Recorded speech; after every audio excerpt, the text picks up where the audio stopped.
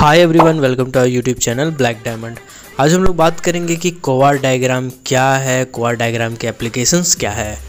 तो कोवार्ड डायग्राम एक डायग्राम है जिसको अमेरिकन साइंटिस्ट एच.एफ. कोवार्ड यानी कि ह्यूबर्ट फ्रैंक कोवार्ड ने 1928 में बनाया था। ये बेसिकली एक 2 डायमेंशनल ग्राफ है जिसमें एक्स एक्सिस है और वाई एक्सिस है, जिसमें एक्स एक्सिस में मीथेन को रिप्रेजेंट किया गया है और वाई एक्सिस में ऑक्सीजन को रिप्रेजेंट किया गया है। यह ग्राफ ऑक्सीजन और मीथेन का मिक्सचर की एक्सप्लोसिव लिमिट को दर्शाता है। कोवार्ड डायग्राम में मेनली 2 पॉइंट्स है। पहला कि कितने % मीथेन के साथ कितने % ऑक्सीजन वाले मीथेन हवा के मिक्सचर में चिंगारी या आग लगने पर विस्फोट होगा या नहीं। दूसरा, हवा बढ़ाने या घटाने पर कोई अविस्फोटक मिश्रण विस्फोटक बनेगा या नहीं और कोई विस्फोटक मिश्रण अविस्फोटक बनेगा या नहीं। कोवार्ड डायग्राम को हम लोग बेसिकली 5 एरियाज में डिवाइड कर देते हैं, A, B, C, D and E, जिसमें जो D एरिया है उसमें पड़ने वाले सारे पॉइंट्स जहां CH4 ज़्यादा होंगे वहां ऑक्सीजन कम होंगे और जहां ऑक्सीजन ज़्यादा होंगे वहां CH4 यानी कि मीथेन कम होंगे। इसीलिए इस एरिया में किसी भी पॉइंट में एक्सप्लोजन नहीं हो सकता है।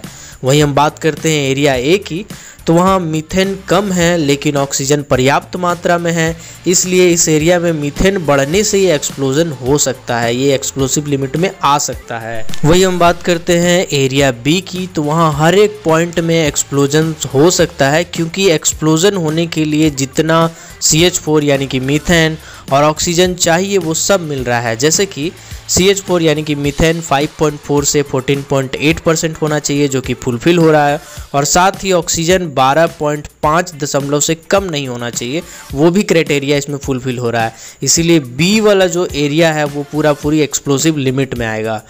अब बात करते हैं एरिया सी की, तो इस एरिया में पड़ने वाले हर पॉइंट के मिक्सचर में मीथेन की मात्रा बहुत अधिक होती है लेकिन ऑक्सीजन कम है, जिससे एक्सप्लोजन नहीं होगा। लेकिन अगर ऑक्सीजन बढ़ जाएगा तो ये विस्फोटक हो सकता है। मतलब कि विस्फोटक ऐसे नहीं है, लेकिन अगर जब हम इसमें फ्रेश एयर ऐड करेंगे तो फ्रेश एयर ऐड करने से ये जो एरिया है वो विस्फोटक हो सकता है। अब हम लोग लास्ट एरिया की बात करते हैं जो कि है एरिया ई। इसमें हर एक पॉइंट का वैल्यू इस प्रकार होगा जो प्रैक्टिकली उसका मिक्सचर पॉसिबल ही नहीं होगा। फॉर एग्जाम्पल हम लोग एग्जाम्पल लेते हैं कि X यानी कि मीथेन का वैल्यू 10% ले लेते हैं और ऑक्सीजन का वैल्यू ले लेते हैं 20%।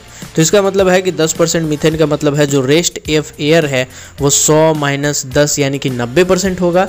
और हम लोग जानते हैं कि हवा का 5वां भाग ऑक्सीजन होता है, तो 90 को 5 से डिवाइड करेंगे तो 18% आएगा। जबकि हम लोग ग्राफ में लिए थे Y का वैल्यू यानी ऑक्सीजन का वैल्यू 20% लिए थे और यहाँ पे वैल्यू आ रहा 18, जो कि प्रैक्टिकली पॉसिबल ही नहीं है। इसीलिए इस एरिया में कोई भी पॉइंट पे मिक्सचर पॉसिबल नहीं है। अब हम बात करते हैं कोवार्ड डायग्राम का एप्लीकेशंस का। तो इसका बेसिकली 3 एप्लीकेशंस है। पहला है फायर एरिया के अंदर के इन्वायरमेंट की कंडीशंस का पता लगाना या समझने के लिए। दूसरा है फायर एरिया को सील करते टाइम, और तीसरा है सील ऑफ फायर एरिया को दोबारा खोलते समय इसका एप्लीकेशंस होता है। आप में बहुत सारे व्यूअर्स ऐसे हैं जो अक्सर मुझे कमेंट करके पूछ रहे थे कि गैस टेस्टिंग का वीडियो सीरीज क्यों नहीं आ रहा इतना टाइम से। तो उसके लिए मैं कुछ स्पेशल प्रिपेयर कर रहा था। पिछले 20-25 दिन से मैं कुछ बना रहा था गैस टेस्टिंग के लिए। आने वाले कुछ गैस टेस्टिंग के वीडियोज़ में मैं उसके बारे में ज़रूर बताऊँगा। तब तक गैस टेस्टिंग की वीडियोस देखने के लिए, mining, metal mining, coal mining से रिलेटेड हर इन्फॉर्मेशन से अपडेट रहने के लिए हमारे चैनल को सब्सक्राइब करें और बेल आइकन को प्रेस करें। Keep watching, keep supporting, till then, Jai Hind.